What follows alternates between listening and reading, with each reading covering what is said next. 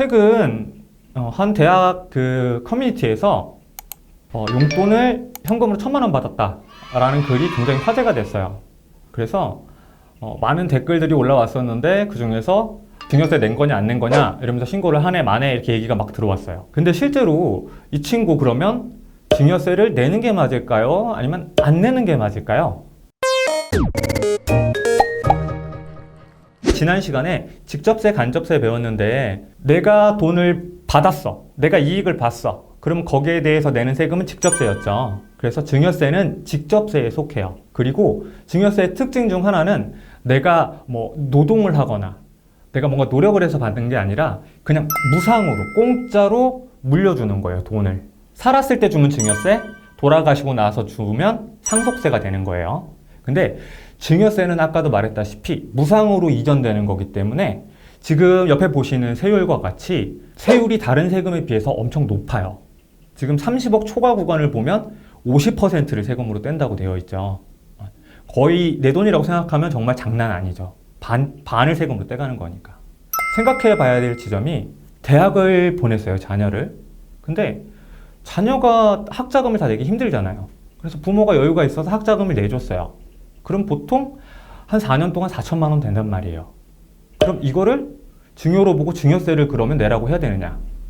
이런 좀 현실적인 문제가 있다 보니까 세법에서 아예 미성년자는 10년에 2천만 원, 그리고 성인 자녀는 10년에 5천만 원까지는 증여세를 면제해줘요. 이게 연속으로 되냐? 10년 5천만 원 지나고 나서 또 5천만 원 해도 다 면제예요. 이건 법에서 허락한 정도예요. 자, 그럼 우리가 궁금한 건 이 친구가 증여세를 내야 되느냐 안 내야 되느냐죠. 첫 번째로 이 친구가 증여세 대상이 되는 건 맞아요. 왜냐하면 돈을 무상으로 받았으니까. 그리고 용돈이라고 하는 돈이 사회 통념상 1,000만 원이라는 금액은 너무 많죠. 만약에 매월 1,000만 원씩 받는다고 하면 1억 2천만 원이에요. 그러면 1년만 해도 이미 증여세 면제 한도를 넘어가요. 그럼 당연히 증여세를 내야겠죠. 그리고 둘째로 이걸 현금으로 받았다는 것도 저희가 조금 더 생각을 해보게 돼요. 왜냐면 보통 카드나 뭐 이런 걸 쓰게 되면 다 지출 기록이 남거든요. 그래서 좀 이런 것들을 피하고 싶은 사람들이 증거가 안 남는 현금을 많이 써요. 현금을 선호해요. 또 두 번째, 매월 1,000만 원 정도 용돈을 받았다면 반드시 등기 자산이 이전돼 있을 가능성이 높아요. 등기 자산이라는 건 내 이름으로 등록이 돼 있는 거예요. 예를 들어 집이나 땅 혹은 자동차 이런 것도 누구 소유인지 다 등록이 되잖아요. 그래서 이렇게 돼 있으면 이건 빼박이죠. 이 친구 이름으로 서울에 아파트가 있어요. 7억이야. 이 친구 너 나이 많아봐야 뭐 22살, 23살이겠죠? 근데 그러면 국세청에서 신고 들어갔으니까 조사를 나오죠. 그럼 물어볼 거예요. 너 7억짜리 아파트 있네? 근데 이거 너 23살인데 어떻게 샀어? 이게 자금 출처 조사예요. 부자들이랑 기업이랑 어마어마하게 무서워해요.